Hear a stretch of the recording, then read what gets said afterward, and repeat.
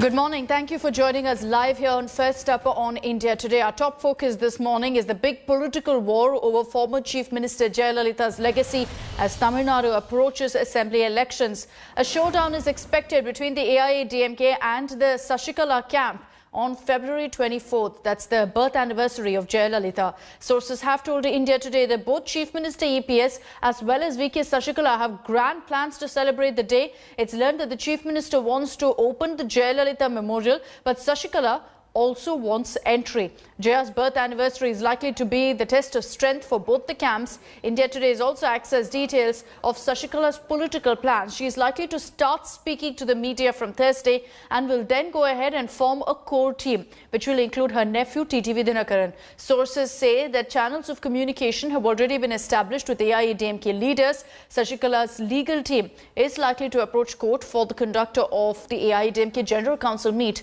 without her approval. And meanwhile, you also got, in fact, Sasikala back in Chennai, with crowds giving her a rousing reception. On reaching Chennai, Sasikala, freshly out of jail, visited the residence of AIADMK founder, late MG Ramachandran. She paid floral tributes along with nephew and AMMK chief TTV Dinakaran.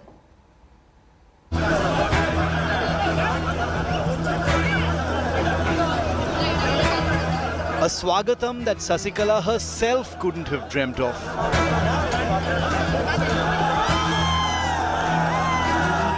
An epic 20-hour journey home, punctuated by swarms of supporters crowding around her convoy.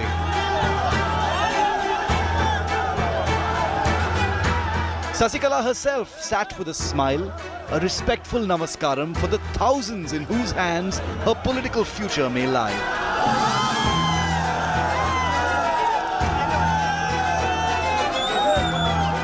The usually circumspect Sasikala even breaking her silence with this declaration. கொன்ற கொள்கைக்கு நான் அடிமை. இந்த தொண்டர்களுக்கும் தமிழக மக்களுக்கும் நான் அடிமை. ஆனால்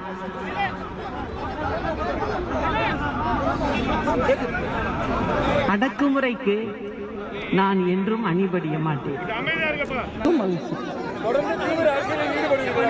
நிச்சயமாக தொண்டர்களுக்காக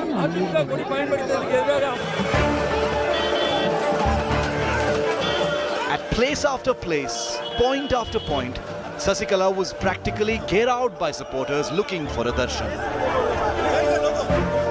Of the one woman who still holds that emotional connect to Amma, former Chief Minister Jayalalitha. After 4 years in jail following Jayalalitha's death, Sasikala will be looking to draw strength from these crowds to win the legacy war over her mentor. Chinnamma's politics needed no words on Monday night because the pictures were practically screaming.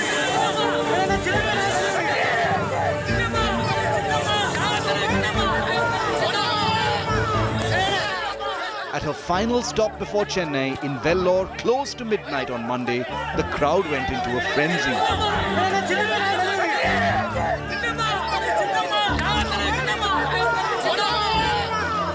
There are the party cadres, party supporters who are standing on the roadside trying to greet Sasikala, who is on her way back. Then there is no real way she can go ahead without accepting their greetings. And that is exactly what we see over here. There is a huge cavalcade of vehicles. There are at least some 20 to 30 vehicles in this whole cavalcade. Finally entering Chennai only at 4:30 a.m., a stunning 20 hours after her convoy left Bengaluru, she made straight for MJR's residence to cement the super symbolism after a day of undeniable muscle flexing.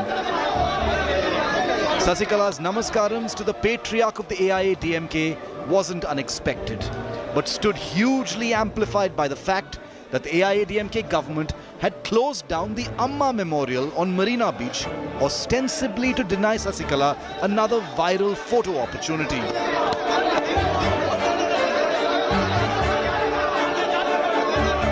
Sasikala is walking up the ramp and she's going to lay garland to the statue. Earlier also she said that she will, she will enter active politics, and perhaps this is how she wants to show that she's entering active politics. Finally, Sasikala retired to the home of her niece, Dr. Krishnapriya, where she will remain for the next few days. She has already promised a full-fledged political rebirth, but the specifics of her next steps remain the most tantalizing question now in poll-bound Tamil Nadu. And with the sheer numbers surrounding her homecoming, she's already given her rivals much to chew on. With Gopi Krishnan Unithan, Pramod Madhav and Nolan Pinto on the highway to Chennai, Bureau Report, India Today. And let's get you all the updates this morning on the investigation into the Republic Day violence. We've accessed details of the interrogation of the main accused, Deep Sidhu. He was involved in the vandalism at the Red Fort. According to the interrogation details, Deep Sidhu had planned the Red Fort march a day before Republic Day. The prime accused had formed a group of volunteers after sensing a soft stand of farmer leaders to lead the tractor rally. It wasn't just Red Fort. Deep Sidhu's men were also planning to march to India Gate. Sidhu has revealed to the cops that after the violence, he fled to Sonipat via the Singhu border. During this absconding period, Sidhu had changed his locations from Haryana, Punjab and Himachal Pradesh. Sources said that cops are now analysing the video proof against Sidhu. On Tuesday, he was remanded to 7 days of police custody.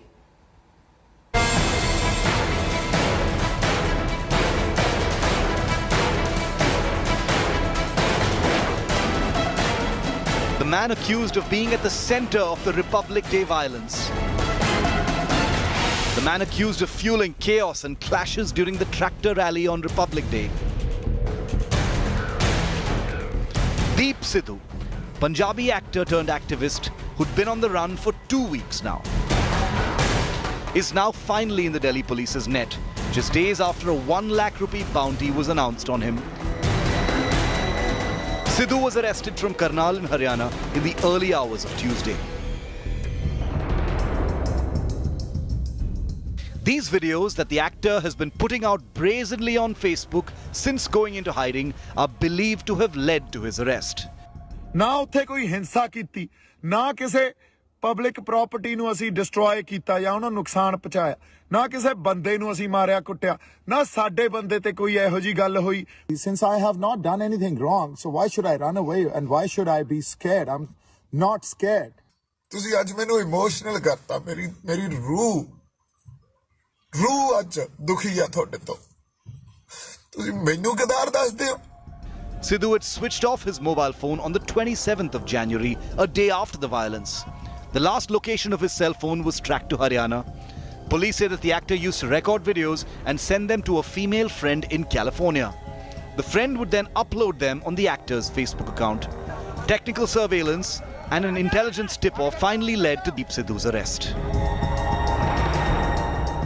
ये जो 26 तारीख को लाल किले और दिल्ली के अन्य भागों पर जिस तरह से हिंसा और उपद्रव संगठित हुआ था, उसमें ये दीप सिद्धू नामक का शख्स प्रमुख भूमिका निभाया था. इसकी तस्वीरें पब्लिक डोमेन में है, आप सबने देखा है. इस आरोपी दीप सिद्धू के ऊपर 1 लाख रुपया का इनाम भी घोषणा किया गया था. इस आरोपी दीप सिद्धू को दिल्ली पुलिस की स्पेशल सेल की टीम ने गिरफ्तार कर लिया है. आगे की तफ्तीश जारी है.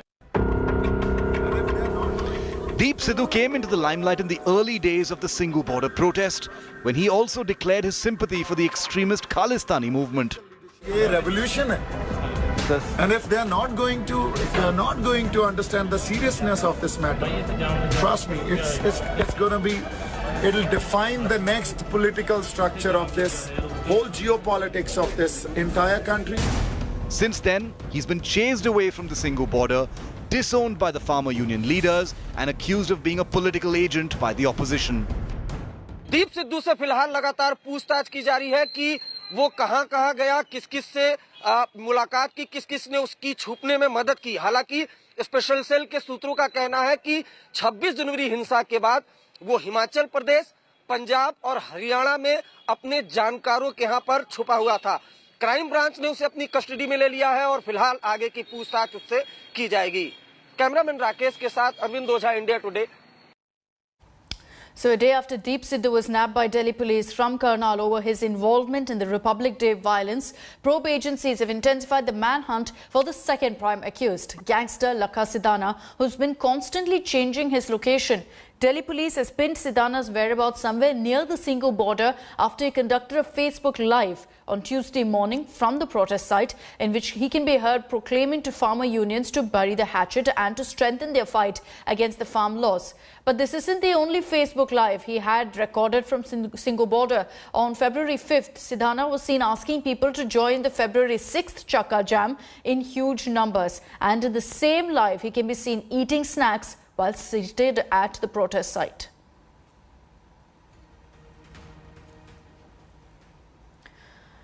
And moving on, let's get you all the updates also on the Tapovan rescue efforts that have been underway for the last 4 days. It's intensified now to pull out 30 workers who are still trapped inside.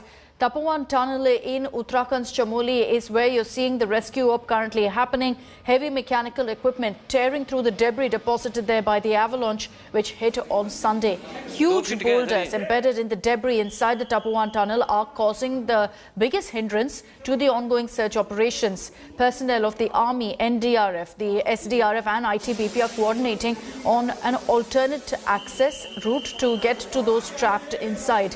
Yesterday, the Garhwal Scout Commandos and Navy's Marine Commandos arrived at the rescue site to help pull out those trapped. Slush and rising water level continues to hinder the rescue effort. It's a race against time now to rescue the workers.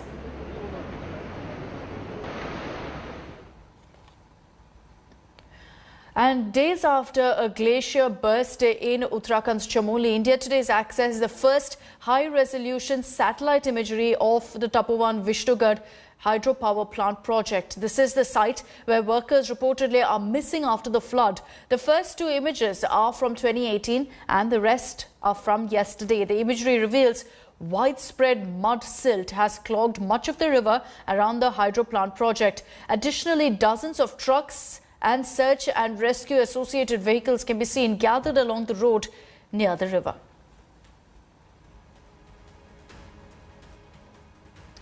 Residents of Raini village in Uttarakhand's Chamoli have been jolted by the massive flash floods caused by glacier outburst. And you've got Ashutosh Mishra getting your first-hand account from the village that's been worst hit.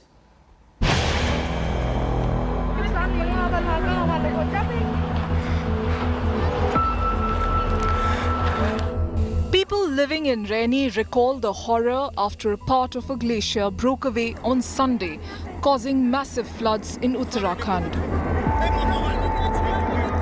पता ना हवा से मैं उड़ के इधर तक पहुंच गई उसके बाद मैंने कुछ नहीं देखा भयंकर सैलाब एक ही बार देखा मैंने इतने आते हुए उसके बाद मेरे को हवा नहीं तो आपकी साथ जो आपके साथ थी वो कहाँ थी वो उसी समय दब गई थी एक ही सैलाब से और आप उनको बचा नहीं पाई ना खुद को कैसे बचाया आपने मैं अब पता नहीं मेरे को भगवान ने बचाया होगा मैं तो हवा से उड़ के आई Many people are still missing. Villagers are still reeling from the tragedy that struck them. खाली रह रहे डर से काम रहे क्या करना आ जाना पूरा दिन कैसे बीतता है नहीं बीत रहे कहाँ डर पागल जैसे हो रहे Fear pervades Raini village. Many have moved to the upper reaches along with their children and cattle. बात तो 2 दिन पहले हुई थी बात मम्मी से बन मैं कहा मुझे बोला हमें टाइम नहीं लगा घर में गाय है कैसा आऊंगा हम घर 2 साल से मम्मी को नहीं मिला मम्मी से आपकी माताजी थी वो हाँ मुझे माताजी को नहीं देखा 2 साल से कौन में थी आप मैंने बैराज टूटते हुए देखा वहाँ लोगों को उड़ते हुए देखा मैंने हम देख देख हमारे तो हाथ पैर टूट गए उसी टाइम पे मैंने बोला कि मेरे मायके वाले सब मर गए बोल के आज पर कोई बात नहीं भगवान की दया से जितने बचे हैं कोई बात नहीं इनको तो विस्थापित मिलना चाहिए ऐसे खतरे में रह सकते हैं ये ऐसे खतरे में तो नहीं रहना चाहिए भाई इनको It's not just locals who are missing family members. Salik has come down all the way from Kashmir to find his father, the general manager of the Rishi Ganga project. मेरी बात हुई थी परसों हुई थी अराउंड 10-15 के करीब in the morning उसके बाद 10:30 बजे जैसे कि ये लोग कह रहे कि flood and all that stuff came तो उसके बाद मेरी बात नहीं हुई उनसे I came all the way to search my father I hope कि वो मिल जाए There is no trace of more than 100 people. Rescue teams have fanned out across the region, but time is running out. In rainy, traumatized families are clinging on to hope with a prayer on their lips. Bureau Report, India Today. England have cut Team India to sides with a 227-run thrashing in the first test at Chennai. Set an improbable total of 420, India failed to survive in the first two sessions of the final day and were shot out for 192, with Virat Kohli being the top scorer. England are now 1-0 ahead in the 4-test series. A mountain to climb and an entire day to survive. 6 overs into the day and Pujara was on his way back. Jack Leach got one to turn and bounce and Pujara couldn't do much but to edge it. And a very, very good catch once again by Ben Stokes. So the second wicket down. Oh, he's got him! Oh, what a beauty! James Anderson produced a dream spell that began when he breezed through Shubman Gill's defence, getting the ball to reverse swing. Cannot believe it. His furniture has been wrecked behind him. And England have their third. 3 balls later, he had Ajinkya Rahane in almost similar fashion, the Indian vice-captain out for a duck. Anderson on fire. Virat Kohli was still fighting at the other end and the presence of Rishabh Pant may have raised a few hopes. But then there was Anderson. And gone, just tame dismissal, trying to work it leg side, and Jimmy Anderson's just too good at the moment. This time the leading English wicket taker got Pant and India had half their side back with just 110 runs on the board. Washington Sundar failed to come up with the goods this time and was gone for a knot. Virat meanwhile was fighting a lost battle and got to his 24th half century with Ashwin at the other end. His 24th in Test match cricket. Ravichandran Ashwin was the next casualty of Leach before Ben Stokes ended Virat's resistance, sending the Indian captains off stump for a walk. Delivery, and it took something special from that man again. It was just a matter of time before England completed the formalities and take a 1-0 lead in the 4-test series. Something that not many had expected at the start of this match. There it is, the game is finished. Jofra Archer into the attack. Sports Bureau, India Today. What a performance. One of their best performances away from home. So a memorable test match win here in Chennai to go 1-0 up in this 4-match series. England won the Chennai Test fair and square and were ahead of India right from the start. After the first day, India seemed to be playing a catch-up game with England. But could they have done anything differently? Well, a few things maybe. Not for the first time did India lose a match, and not for the last time. There it is, the game is finished. Jofra Archer into the attack. England won an important toss and made it count. But is there anything that India could have done differently? Excellent placement. Interesting that England haven't looked to sweep Ashwin as yet. They're playing with a full face. Oh, it's gone through. Kuldeep Yadav, who hasn't played a single test in the last 2 years, was once again benched. Good player of spin, picked up by young Kuldeep Yadav. Washington Sundar for his batting ability and left-arm spinner Shahbaz Nadeem were preferred over Kuldeep, who could have added variety to this Indian bowling attack. It's the second sweep shot. Virat though has no regrets. The surface he hits down on the second one. Not really, not at all, because when you're playing two off spinners, Kuldeep more or less becomes a similar kind of spinner taking the ball away. So you need variety in the bowling attack. We were quite clear on what we wanted to play, what combination we wanted to play. There are no regrets whatsoever on that decision, and moving forward, we will think of combinations which brings us variety as a bowling attack, and not one-dimensional where the ball is only turning away from the bat. So these things are very important to understand. The inconsistencies in length from Nadeem and Sundar proved to be a glaring hole as England posted a mammoth 578 in the first innings. Off the mark with that guide and a boundary. I don't think that we put enough pressure on them with the ball in the first half. Collectively as a bowling unit, I think the fast bowlers and Ash was pretty good in the first innings, but then we needed probably all the bowlers to contain a few more runs. One of the reasons for India's success in Australia was the start their openers provided them with, especially in the last two tests. That's poor delivery. It's put away really well by Rohit Sharma. Short boundary down there, but it raced to the rope. However, in Chennai, with a mountain to climb, Rohit Sharma and Shubman Gill managed to add just 19 in the first innings and then 25 in the second. Beauty. It was worth the wait for James Anderson. In the first innings, India did not take the third new ball when it was available, and when they eventually did, after more than 25 overs, they got the result. Ball in first ball. It does seem that India could have done many things better, including a more attacking field on day one, but England did everything according to the plan to hand India their fourth successive defeat under Virat Kohli. Batsman, it's a mammoth first innings total. Sports Bureau, India Today. Hello everyone, this is Rahul Kamal here. Hope you enjoyed this video. For the latest news and analysis, like and subscribe the India Today YouTube channel, and don't forget to press the bell icon to stay updated.